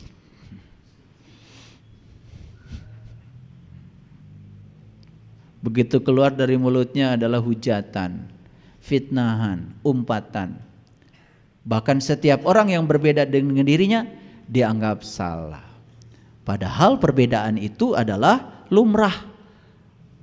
Justru kalau orang yang sudah suci itu harusnya dia siap menerima segala perbedaan. Bahkan bisa menghargai perbedaan itu sebagai perbedaan. Orang yang sudah selesai dengan dirinya sendiri tidak pernah usil pada orang lain. Orang melakukan kesalahan gak apa-apa, karena dia baru sampai di situ kesadarannya. Kita doakan saja, semoga dia sadar. Karena setiap kesalahan yang dilakukan ada buntutnya, ada risikonya. Risiko akan mengajarkan dia untuk tidak melakukan kesalahan lagi tanpa harus kita. Karena kebenaran punya mekanisme sendiri untuk menunjukkan dirinya tanpa kita. Maaf nih, saya bicara sama kalian. Karena sebentar lagi memasuki bulan Ramadan. Mau puasa kalian? Yaudah kalau mau puasa, puasa aja. Jangan bikin spanduk, hormati yang sedang berpuasa. Kalian tuh apa sih? Kata yang puasa lebih waras daripada yang tidak puasa. Tapi yang puasa minta dihormati sama yang dianggap tidak waras oleh yang puasa. Apa spanduk itu waras atau tidak waras? Boleh bikin spanduk, tetapi saya akan menghormati yang tidak berpuasa. Baru keren spanduknya. Ini kalian yang puasa, tapi hormati yang berpuasa. Ada lagi, hormati yang sedang sholat. Ada tuh spanduk itu. Saya tanya tuh, saya mau membuatnya. Kenapa kamu minta dihormati? Saya suka ebat. Apalagi kalau ada berisik-berisik ebat. Ya pantas ebat, temannya mata nyaho. Sahanu kudu diingat dan disolat. Kalau sudah tahu Allah dan ingat kepada Allah, mual ebat. Nyalahkeun batur wae maneh mah. Maneh nu ebat batur nu salah. Mun maneh kagandengan keneh berarti maneh teh can waras salatna. Cari ilmu supaya sholat itu batur gandeng. Oke, tetap ingat. Saya walaupun sedang ceramah begini, saya tidak bisa lupa pada dia. Kenapa? Allah mengatakan di Quran, fazkurullah kadzikrikum aba'akum. Mengingat Allah itu seperti kau mengingat ayahmu. Kalau sudah tahu kepada Allah, tidak bisa melupakannya. Kapanpun, dimanapun. Bahkan saya sedang bicara seperti pun saya tidak bisa melupakan dia. Itu hebat. Kenapa saya belajar sholat khusyuk? Ini gara-garanya dulu. Ya, saya pernah ditempeleng ustadz saya. Ya, waktu itu kelas 4 SD-an lah. Jadi kita itu lagi ditajuk di musola di kampung sholat. Biasa dengan teman-teman kalau sholat, Pak Ustadznya lagi baca Al-Fatihah, kita mah biasa seret. Iya, yang karena ge budak. Da can bisa ngerasakeun sholat, teu nyaho udah sembah ge saha. Ponna mah dititahku kolot sholat ini nyenangkeun kolot. Supaya orang tua senang, maka saya pergi ngaji. Yang ngaji ya itu, makanya ibu saya tuh paling bingung lihat saya, kelakuan saya. Kenapa? Sebulan sekali saya ganti sarung. Ya ada sarung pakai jogol sama saya di masjid. Dah resep pun ke masjid teh, lain resep ngaji, jogol. Dah can ngerti ngaji dah naon, betul nggak? Apalagi baca Quran juga saya nggak ngerti isinya. Disuruh ngulang-ulang aja yang disuruh dibaca, ya udah ngikut supaya orang tua senang. Apalagi ketika saya hafal juz amma, syukuran, pasti dipotongin ayam. Jadi begitu saya seret gitu ya sama teman, nah itu guru ngaji saya selesai sholat langsung kaplok, wah merah semuanya. Dulu mah tidak pernah ngadu sama orang tua, ya udah digaplok itu ya diam aja. Pernah ibu saya nanya, eta pipi berem kunaon? Gebis. Saya bilang gebis aja. Karena kita nggak pernah ngadu dulu mah, nggak cengeng kayak kalian, pergi lapor polisi nggak pernah. Digaplok ya udah aja, nerima aja. Tapi di situ saya mikir, ini guru saya ini berarti sholatnya nggak khusyuk. Itu kelas 4 SD itu.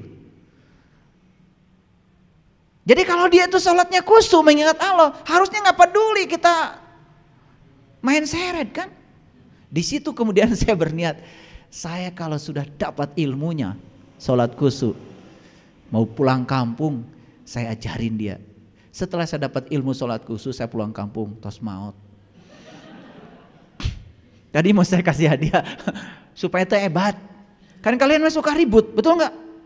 Anak kecil, jangan ribut ya, ibu lagi sholat. Rek sholat nah sholat, makanya rek batur.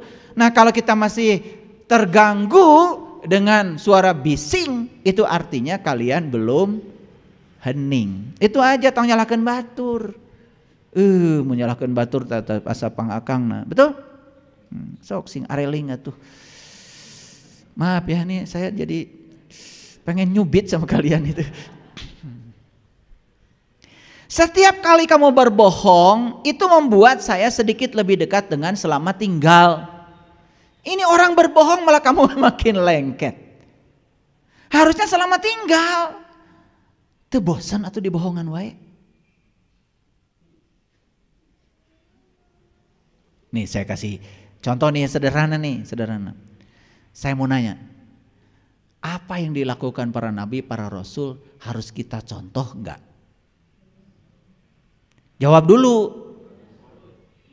Apa yang dilakukan nabi dan rasul teladan bukan? Teladan. Apa yang dilakukan nabi dan rasul baik apa tidak? Oh mereka mah orang hebat, al-amin disebutnya juga bisa dipercaya.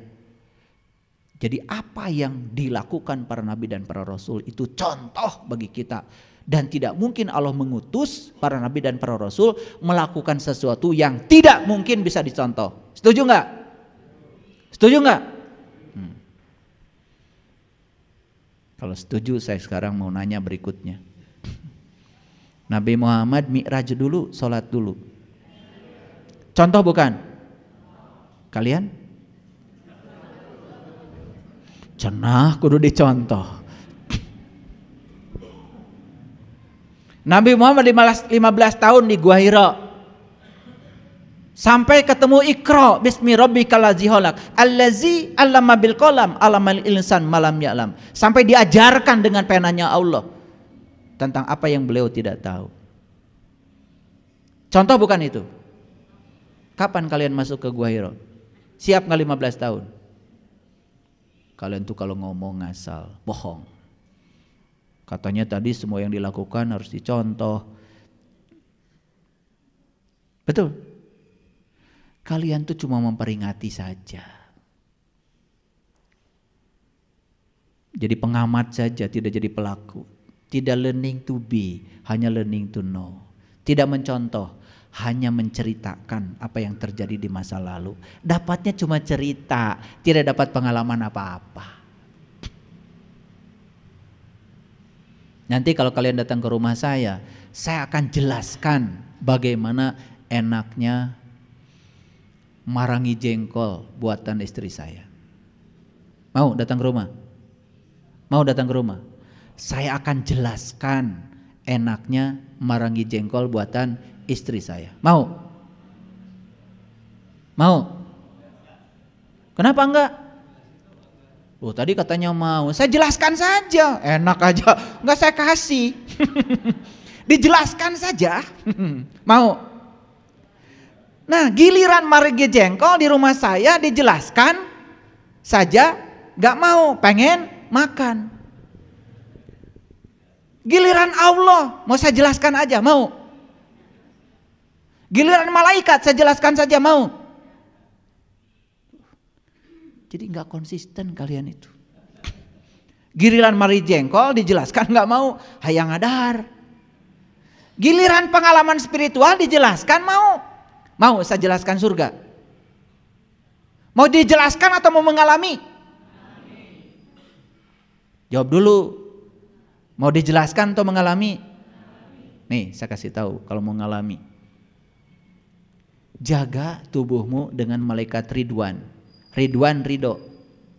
Apapun yang terjadi dalam hidupmu terima, jangan ditolak. Surga. Titipkan tubuhmu pada malaikat Malik, milik ego. Orang lain ngomong tidak sesuai dengan keinginanmu, kamu marah. Orang lain tidak seperti yang kamu mau, kamu marah. Yang membuat kamu marah apa? Malik, milik, ego, neraka. Jalankan. Sok percaya sama saya. Surga dan neraka teh karasa ayeuna. Piraku partahoa itu di neraka teh. Hayang nyiwit saya mah. Itu nih bartah. Da surga dan neraka na jaga. Di akhirat jaga deui, jaga deui. Ayeuna geus caricing di dinya. Kan di Quran dijelaskan, neraka itu bahan bakarnya adalah manusia. Kan dijelaskan di Quran. Mana manusia teh? Mana? Nah, caricing. Bahan bakar neraka itu manusia. Nah, ini bisa jadi bahan bakar. Apa kita tidak mau mengizinkan dirinya untuk tidak menjadi bahan bakar neraka? Sok atau tong kabelem. Batur amak, ngilu amak, kabelem. Betul? Sok kabelem tara. Gara rosong kieu.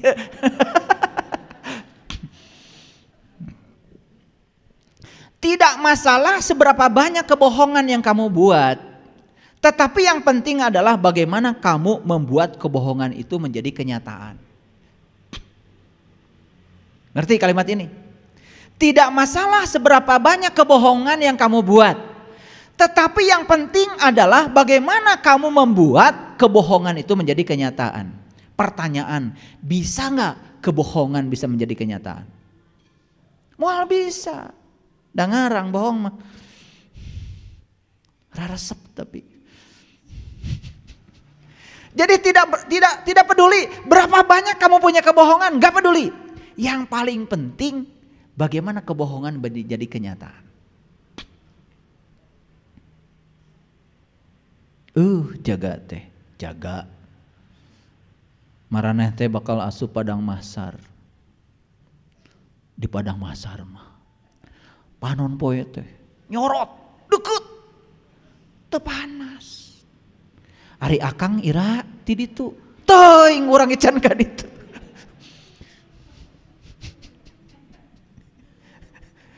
Jeung percaya we maraneh mah. Padang Masar teh ayeuna. Maka di Quran dikatakan kamu harus menyaksikan bintang di langit yang terdekat, bintang di langit yang terdekat. Di Quran surat An-Najm jaraknya cuman sejengkal. Bisa ayeuna. Disitulah pentingnya kita ketemu dengan guru yang waras. Yang bisa membimbing kita untuk mengalami pengalaman itu sekarang. Akhirat, surga, neraka, padang mahsyar bakal kealaman ayeuna. Kalau sudah lihat matahari sejengkal itu teu panas. Yang ada cuma hangat-hangat air mata. Bagja tenang batin itu. Sanajan duit lo bage tenang we.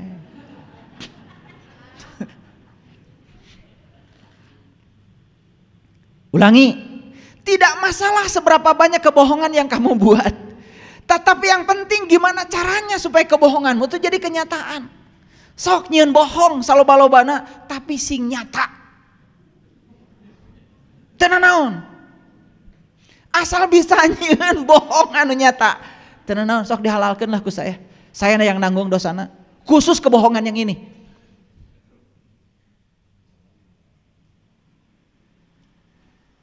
Maaf ya, saya terpaksa harus bicara begini. Sugan kahartieun. Sebuah kebohongan mungkin menjaga saat ini, tetapi tidak memiliki masa depan. Kebohongan itu mungkin kelihatan baik-baik saja saat ini, menjaga saat ini, tapi kebohongan tidak pernah punya masa depan. Nih, camkan. Jangan biarkan masa depanmu dalam ketidakpastian karena kebohongan hari ini. Mungkin menjaga hari ini, tetapi kebohongan tidak punya masa depan. Kebohongan hanya akan menyelamatkanmu untuk sementara, tapi menghancurkanmu selamanya. Jadi supaya tidak bisa dibohongi gimana caranya? Tahu? Tahu? Sudah tahu caranya? Sadar.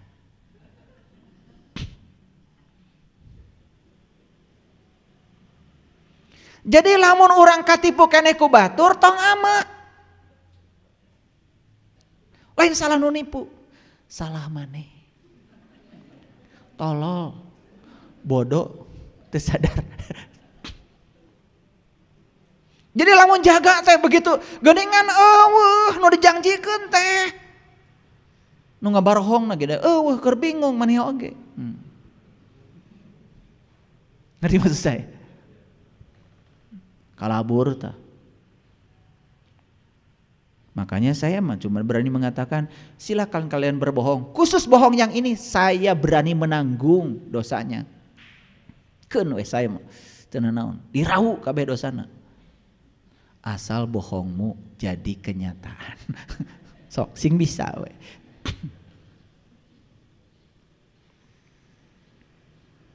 Jadi kebohongan itu akan menyelamatkanmu sementara, tapi menghancurkanmu selamanya. Jadi jangan biarkan masa depanmu dalam keadaan ketidakpastian.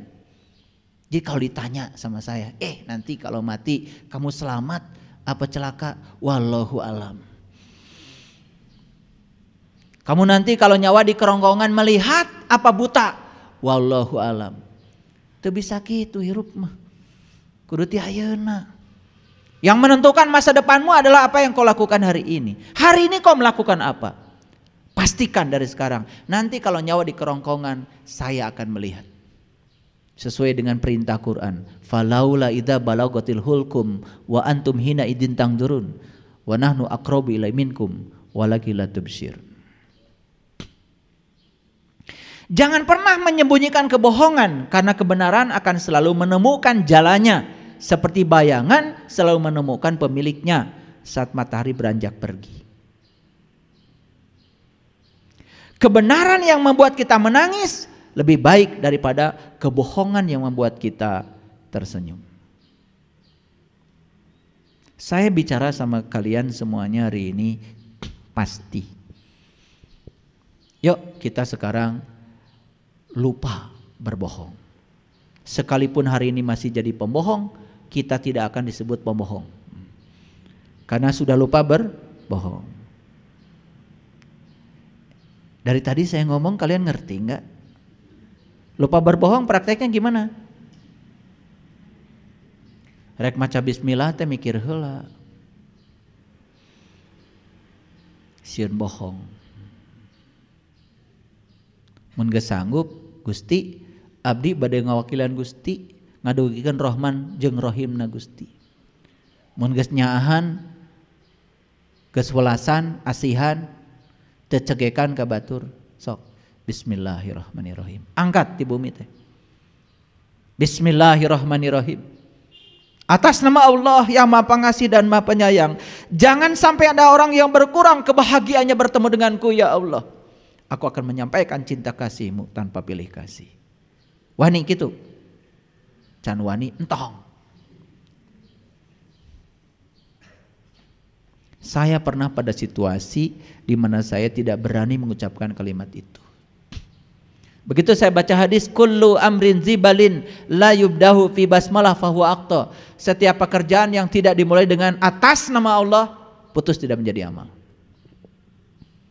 Saya pernah pada situasi itu.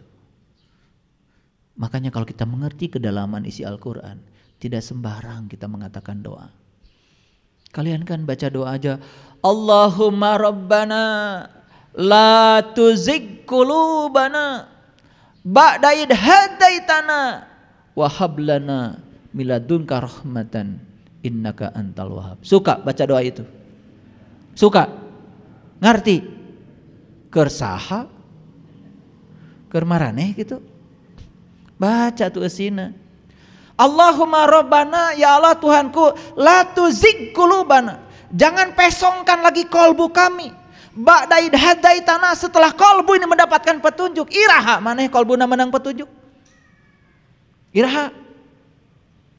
Da urang masa robana dibaca we asa nu urang. Gitu. Suka baca doa itu? Suka. Kalian kan ngumpulin robana terus setiap hari. Itu doa hanya untuk orang yang kolbunya sudah terbuka, sudah mendapatkan petunjuk dan tidak mau lagi tersesat, tidak mau pesong lagi. Allahumma rabbana la tuzigh qulubana ba'da id hadaitana wa hab lana min ladunka rahmatan innaka antal wahhab. Ya Allah, jangan kau tutup lagi kolbuku yang sudah terbuka. Jangan pernah kau tutup lagi tirai yang sudah terbuka ini. Izinkan aku untuk selalu menatap kemuliaan wajah-Mu ya Allah. Itu doanya diucapkan untuk mereka yang sudah terang benderang kolbunya. Itu yang dikatakan Rabi'ah Adawiyah. Ya Allah, jika aku ibadah kepadamu karena mengharapkan surga dari-Mu, berikan saja surga itu kepada mereka yang menginginkannya. Dan jika aku ibadah kepadamu karena aku takut neraka-Mu, masukkan aku ke dalam neraka-Mu ya Allah, bangkahkan. Biarkan hanya tubuhku saja ada di neraka itu. Tapi satu permintaanku ya Allah, jangan pernah kau halangi agar aku selalu menatap kemuliaan wajah-Mu ya Allah. Orang yang sudah tahu terang itu seperti apa rasanya, masuk lagi gelap itu pasti gak mau. Tapi orang yang sekarang berada di kegelapan, betah di kegelapan, belum tahu terang, dia juga betah di kegelapan. Jujur saya kasih tahu kalian, ada yang pernah hidup tanpa listrik? Acungkan tangan. Ada yang pernah hidup di zaman tanpa listrik? Ada? Yes. Di mana? Gorontalo. Sama dengan saya. Saya kalau subuh itu ya, bangun tidur itu ini udah penuh dengan jelaga. Ya itu pakai cempor itu. Ini ada sahabat kita dari Gorontalo. Begitu saya tahu listrik, saya nggak mau lagi tanpa listrik. Sekarang kalian sudah terasa kalau listrik mati sejam, seperti apa rasanya? Itulah pentingnya doa yang tadi. Allahumma rabbana la tuzigh qulubana ba'da idh hadaitana wa hab lana min ladunka rahmatan innaka antal wahhab. Jangan ya Allah, jangan pesongkan lagi kalbu kami. Setelah Engkau menunjukkan diri dalam kalbu kami, setelah Engkau menampakkan diri dalam kalbu kami, setelah Engkau membukakan tirai yang menutupi kalbu kami ya Allah, izinkan aku untuk selalu menatap kemuliaan wajah-Mu ya Allah. Kalian cuma baca satu doa itu saja, kalian menangis. Kalian baca doa itu gak ngerti, karena orang lain baca doa itu. Dan kalian tidak berhak membaca doa itu, kalau masih tertutup kalbunya sampai hari ini. Kan ba'da idh hadaitana, setelah engkau mendapatkan petunjuk. Baca.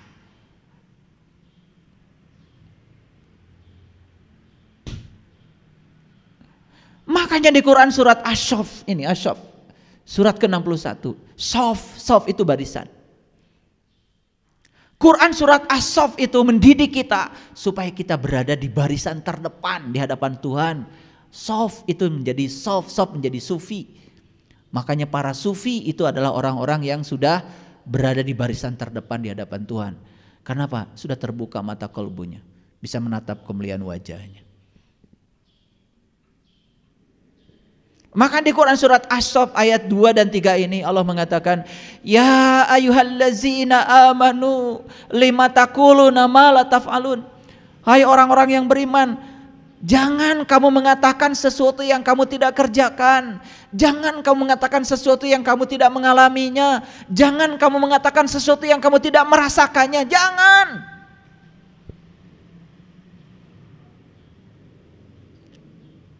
Ini yang diperingatkan orang beriman.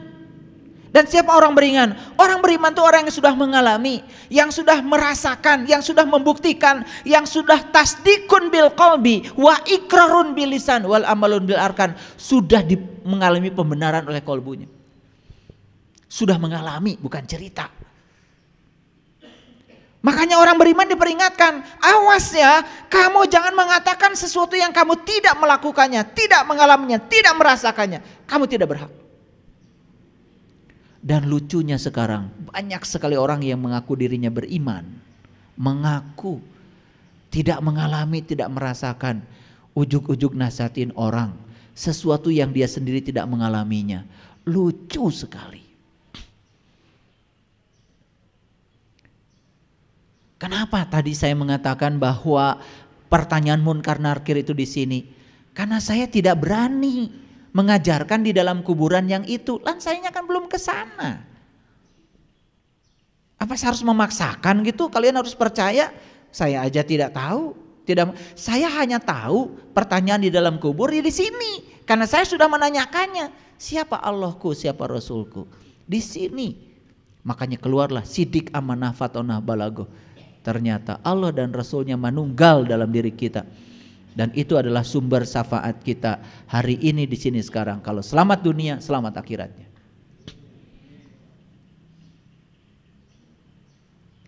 Ya ayyuhallazina amanu lima taquluna ma la taf'alun kabura maqtan indallah an taqulu ma la taf'alun. Amat besar kebencian di sisi Allah apabila kau mengatakan apa yang kamu tidak kerjakan. Tentu saja Allah tidak punya sifat benci. Ini cuma sekedar redaksi Quran karena gak ada lagi cara untuk menyampaikannya. Jadi Allah tuh gak ridho kalau kita sering mengatakan sesuatu yang kita gak ngalamin, tidak merasakan, apalagi tidak melakukannya. Yuk mulai sekarang berhenti berbohong. Karena mengatakan sesuatu yang kita tidak mengalaminya, tidak merasakannya, kan bukankah itu berbohong? Orang berbohong itu suka pakai katanya. Betul? Makanya supaya tidak kelihatan berbohong, pakai dalil kan dia. Kata para ulama. Ulama mana? Kan suka pakai buntut itu. Kata para ini, kata para. Apalagi kata Nabi, kata Rasul, kata Allah. Kalau sudah pakai itu selamat. Padahal dia sendiri tidak mengalaminya, tidak merasakannya. Saya dulu di pesantren, saya tanya guru ngaji saya, Alif Lam Mim, naon itu hartosna Pak? Hanya Allah yang tahu.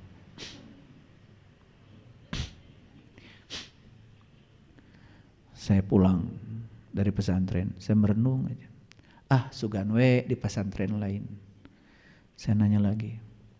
Si orang teh sarua pelajaran anak.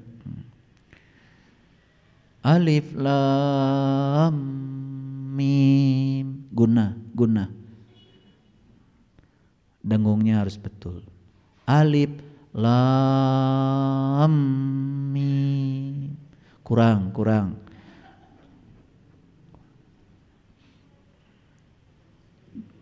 Begitu sudah benar saya nanya, udah benar Pak? Udah benar sekarang. Hartosna naon Pak? Teuing urang teh nyaho. Hanas dibenerkeun ku saya teh dengung. Udah pindah lagi ke tempat lain. Sama pelajarannya Alif Lam Mim. Berikutnya saya tanya lagi, artinya apa? Ini mah rada waras. Hanya Allah yang tahu kayaknya. Pakai kayaknya. Coba. Quran petunjuk bukan? Petunjuk. Untuk menunjukkan siapa? Manusia. Kemana? Ke Allah kan? Ini kalau kalian susah gini. Kalian masuk ke jalan tol. Ada petunjuk kan? Di jalan tol tuh gini. Jagorawi kanan, jauh keneh. Tuh? Ya. Tapi kalau mau keluar di Jati Asih kiri. Ada petunjuk kan? Bayangkan kalau kita nggak bisa baca petunjuk itu. Tersesat kan? Oke. Nah kita itu petunjuk jalan tuh. Di dunia aja kalau kita masuk jalan tol, salah baca petunjuk, kan kita tidak sampai di tujuan. Harusnya ke Jagorawi, malah ke Jati Asih. Di dunia yang bersifat materi. Ini perjalanan spiritual, sudah ada petunjuk namanya kitab suci. Makanya kitab suci itu baru bisa dimengerti petunjuknya kalau kita sudah ketemu dengan penuntun jalan. Nah kalau kita ingin tahu petunjuk ini artinya apa, petunjuk ini artinya apa, tanda lalu lintas, yang ditanya siapa? Siapa yang ditanya? Yang gitu aja kalian pusing. Ingin tahu arti rambu-rambu lalu lintas di jalan, siapa yang ditanya? Polisi. Awas, bukan polisi bagian kriminal, polisi bagian lalu lintas. Terus sadayana polisi kayak ngartieun, daya bidangna. Paham? Gitu. Terus Pak polisi ditanya, Pak ini maksudnya lambang ini apa? Pak polisinya bilang, hanya polisi yang tahu.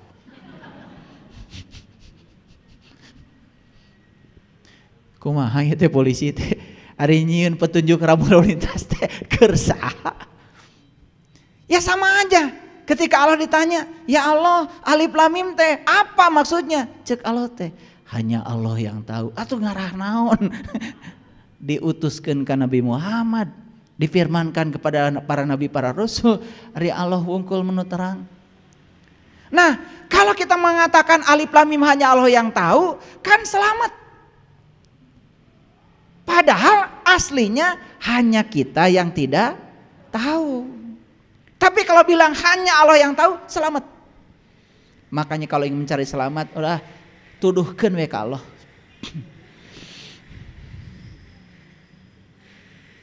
Naon we, tuduhkeun we ka Allah. Ngan karunya we Allah teh nya. Jadi kambing hitam wae. Naon ibu teh eta gering. Da dipaparin gering ku Allah. Padahal di Quran nggak ada kata-kata gering ti Allah. Di Quran cuma ada apabila kamu sakit Allah yang menyembuhkan.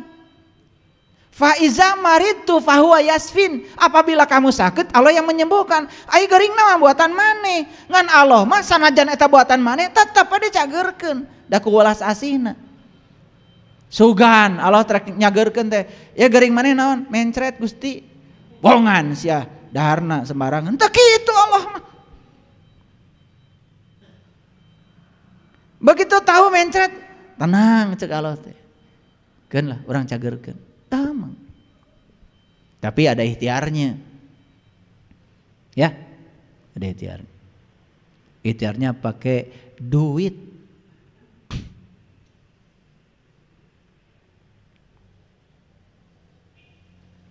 Memang uang itu bukan segalanya, tapi kan segalanya perlu uang. Makanya kamu kalau ngomong jangan sembarangan. Manusia yang berencana, tetapi titik-titik yang menentukan. Siapa? Saldo. Baik, teruskan dulu. Ya tentu saja saldo dari Allah. Dalam untuk ikhtiar mah teu diridhoan ku Allah mal aya saldo ge. Tapi yang sebenarnya wujud yang nyatanya adalah Allah. Saya sedang membangun Jelekong. Kita mau bikin di sana, ya tempat kita ngaji yang representatif biar parkirnya luas di sana. Kita punya tanah 4 hektar. Ya, kalian tuh kalau doakan saya bukan semoga lancar, nggak perlu doa itu saya. Kirim duit, pasti lancar. Jadi sekarang sudah mulai bergeser. Jadi yang semoga ya guru dilancarkan, nggak perlu basa-basi. Maaf ya, kirim duit baru lancar. Karena semoga itu kalau nggak ada duit ya nggak akan lancar. Jadi udah stop ya, itu basa-basi kayak gitu stop. Jadi mulai sekarang saya tidak mau lagi lihat di grup ada semoga dilancarkan, dimudahkan. Enggak. Kirim duit. Jadi kalau saya mau ngasih pengumuman itu langsung nomor rekeningnya berapa, gitu. Baru itu doa yang benar. Belajar ya doa itu yang benar, yang wujud. Jangan terus ya. Iya. Paham maksud saya? Ya itu supaya paham aja.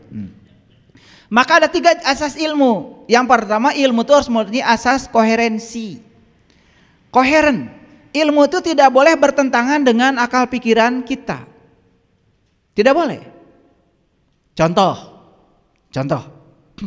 Ini saya kasih tahu nih. Allah bersama kita enggak? Bersama kita. Allah lebih dekat daripada urat nadi leher kita kan? Kata siapa? Kan kata Allah. Allah yang ngasih alamat. Wa huwa ma'akum, aku bersama kalian, kata Allah. Wa nahnu aqrab ilaihi min hablil warid. Berarti Allah juga lebih dekat daripada urat nadi leher. Setuju sampai situ? Itu ayat pertama kali datang pada siapa? Pada Nabi Muhammad kan? Berarti Allah sedang bicara dengan siapa? Dengan kalian atau dengan Nabi Muhammad? Jadi kalau bilang ke Nabi Muhammad, wa huwa ma'akum, dan dia selalu bersama kamu. Kamunya di situ siapa? Nabi Muhammad kan? Berarti Allah bersama Nabi Muhammad. Setuju? Atau belum setuju? Oke. Kemudian Allah berfirman ke Nabi Muhammad, wa nahnu aqrab ilaihi min hablil warid. Muhammad, kaulah teh deket yang anjeun, bahkan lebih deket daripada urat nadi leher anjeun. Berarti itu alamat berlaku enggak untuk Nabi Muhammad? Berarti Allah dekat dengan Nabi Muhammad. Dekat dengan Nabi Muhammad? Kenapa tuh kalian selalu bicara Nabi Muhammad teh patepang jeung Allah teh tebih pisan.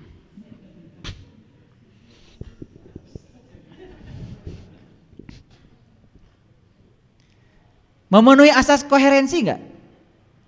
Kan bertentangan dengan akal pikiran, kan tidak koheren, tidak selaras. Harusnya kalau Allah dekat dengan Nabi, ya berarti Nabi gampang dong ketemuannya dengan Allah. Kalau Allah dekat dengan kalian, berarti kalian gampang gak ketemunya? Gampang harusnya, dekat. Masuk akal gak yang saya sampaikan? Koherensi. Yang kedua, korespondensi. Ilmu itu harus nyata dan bisa dibuktikan. Jadi kalau bilang Allah bersamaku, lebih dekat kepadaku daripada urat nadi leherku, itu fakta atau opini? Fakta atau opini? Opini bagi yang belum membuktikan. Hanya knowledge bagi yang membuktikan. Yang sudah membuktikan itu ilmu jadi fakta. Itu baru murni asas korespondensi. Sekarang saya mau nanya, mau terus menerus ya opini atau fakta? Atau mau perumpamaan atau kenyataan gitu aja? Ini berapa nih anggota pengajian kita hari ini? Ntar saya hitung dari sana. Oh 70. Cepet saya kalau ngitung. Gak percaya? Ya hitung aja sendiri. Ini nih untuk yang 70 orang nih hari ini ya. Seumpama saya punya uang hari ini 70 triliun. Saya tidak akan pelit. Saya bagi kalian semua satu orang pulang dari sini 1 triliun.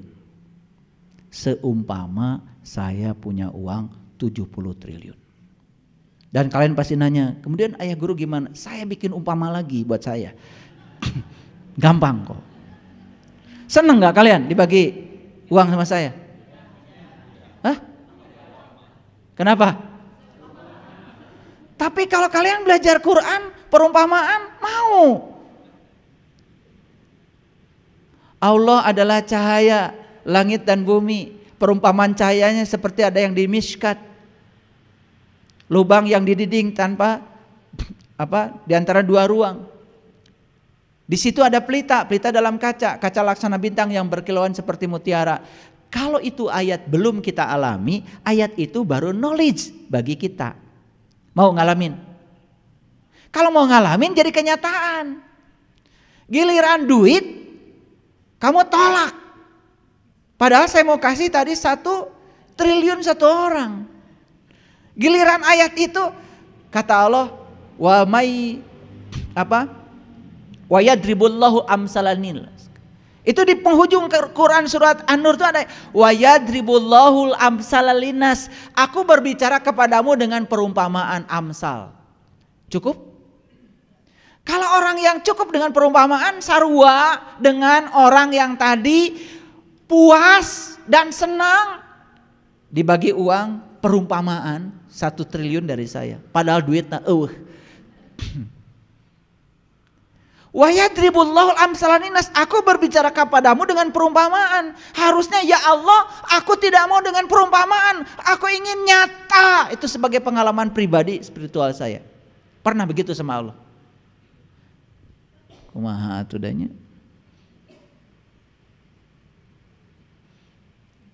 Nanti pulang dari sini saya bagi rumah ya semua ya.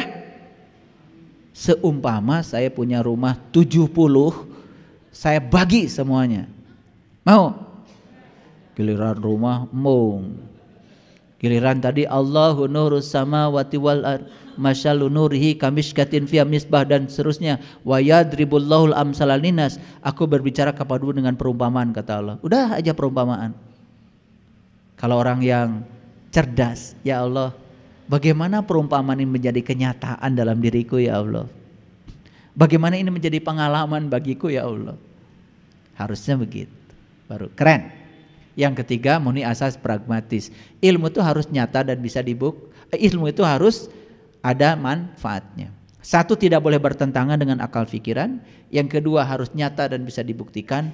Dan yang ketiga, ilmu itu harus ada manfaatnya. Coba, kalau kita hari ini mengalami kiamat, bangkit kesadaran kita, ada manfaatnya? Apa manfaatnya? Jadi sadar, jadi eling, jadi waspada. Coba kita terus aja memikirkan kiamat itu hancurnya alam semesta nanti. Terus apa manfaatnya? Hanya membuat kita menjadi takut. Dan takut itu hanya akan menarik ketakutan baru. Law of spiritual attraction. Itu like attracts like. Ketakutan menarik ketakutan. Jadinya kita tiap hari menjadi takut. Betul? Iya. Mau bisnis, takut keburu kiamat. Gak jadi. Mau cicil mobil, jangan-jangan besok kiamat, cicilan can beres. Kayak saya nyicil aja. Saya nyicil aja. Dan saya kalau nyicil saya bilang, ya Allah ini mobil bukan punya saya, mobilnya Allah. saya cuma hakuna pakai. Gak ada milikku ya Allah, bahkan aku juga milikmu.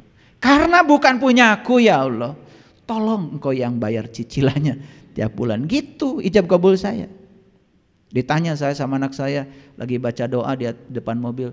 Ya baca doa apa buat mobil? Itu doanya. Oh gitu doanya. Ini doanya gitu. Ya Allah, ini mobil bukan punya saya, punya engkau. Nah, karena ini mobil milikmu, ya engkau juga yang nyicil. Gitu aja saya bilang. Makanya saya dikejar-kejar semua bank, saking bagus cicilan saya. Karena yang nyicil kan Allah. Allah mah tara geser tanggal tilu. So geser mah maneh. Hese mayar utang. Gini ya saya kasih, jangan takut ya. Nah kalau kiamat itu menakutkan, jadi kita takut. Padahal kiamat itu hari kebangkitan. Hari kebangkitan itu harusnya penuh sukacita dan menyenangkan. Betul? Nah kenapa jadi takut? Karena salah paradigma, salah persepsi. Nah itulah karena banyak ya yang tadi, yang pakai baju apa tadi lupa lagi. Ya itu yang tadi salah baju. Kasihan ya kebenaran sekarang ngojay we terus. Geus katirisan. Oh nu mapakeun. Makanya kebenaran selalu telanjang. Kebenaran itu selalu telanjang karena kebenaran itu objektif. Sedangkan kebohongan itu subjektif. Makanya kebohongan perlu banyak atribut, perlu banyak yang mendidingi. Ya, contoh, kalau orang tidak pakai gelar macam-macam di namanya, nggak percaya. Dirinya sendiri nggak percaya pada dirinya, jadi harus pakai macam-macam itu, seabrok-abrok. Padahal itu gelar hanya bagus buat di kampus, buat mahasiswa nulis skripsi bagus. Di masyarakat nggak perlu gelar-gelar itu. Bahkan gelar yang paling tinggi yang diberikan masyarakat. Masyarakat ngasih gelar, oh ibu ini murah hati, ibu ini baik, ibu ini murah senyum, ibu ini mama bager, mere duit wae. Itu gelar dari masyarakat. Gelar itu yang top, itu asli dari alam. Makanya gak usah kalian tuh nulis-nulis pakai haji, hajah. Ya Allah. Haji itu kamarin kalian waktu di sana sebagai pengunjung, geus balik ayeuna mah ka dieu marake nu kitu keneh wae. Oh ka era.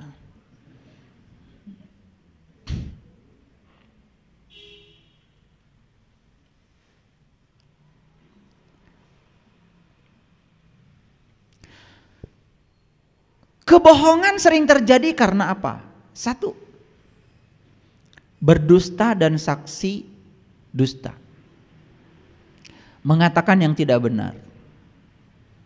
Yang kedua, senang melakukan rekayasa dan manipulasi. Jadi rekayasa atau manipulasi itu menyiasati atau mengarahkan orang lain ke suatu tujuan, terutama yang menguntungkan dirinya sendiri. Kadang-kadang orang berbohong, sering disebut tipu-tipu kan, gitu. Yang ketiga, asal bapak senang. Ini juga suka menimbulkan kebohongan. Asal bapak senang tuh ABS. Ini tidak terjadi hanya di lingkungan pekerjaan. ABS itu bisa terjadi juga di masyarakat. Asal orang lain senang, padahal kebohongan itu umurnya pendek. Betul? Iya, tidak punya masa depan kebohongan itu. Yang keempat, fitnah dan umpatan itu juga kebohongan. Karena fitnah dan umpatan itu sangat jahat. Sebab yang difitnah tidak hadir dan tidak selalu mengetahuinya, sehingga seringkali tidak dapat membela diri. Kamu melakukan fitnah dan melakukan umpatan pasti di belakang orang, dan orangnya tidak dihadirkan. Itu kejahatan yang luar biasa. Itu kebohongan yang luar biasa. Mending kalau orangnya ada, bisa klarifikasi. Tapi kamu mengumpat orang, membicarakan orang, sementara orang yang dibicarakannya tidak ada. Itu kejahatan yang luar biasa. Itu sebabnya fitnah lebih kejam daripada tidak memfitnah.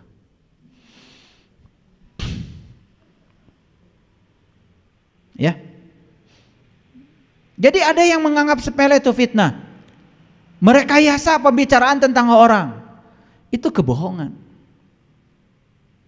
Dan orangnya tidak dihadirkan. Itulah kejahatannya. Oleh karena itu para sahabat, saya kenapa mengatakan kebohongan sering terjadi di 4 dimensi ini dalam hidup, supaya kita bisa menyadarinya. Oleh karena itu, mari kita mulai hari ini lupa berbohong. Sehingga sekalipun kita pembohong, maka kita tidak akan pernah jadi pembohong kalau lupa berbohong. Oleh karena itu, berkatalah benar. Mulai sekarang setiap kata-kata yang diucapkan pertanggungjawabkan. Ketika kita sholat Allahu Akbar, pertanggungjawabkan. Hanya Allah yang Maha Besar. Sadari betapa kita tidak ada apa-apanya di hadapan Allah. Jangan cuma sekedar berkata itu. Sami Allahu liman hamidah. Semoga Allah selalu mendengar.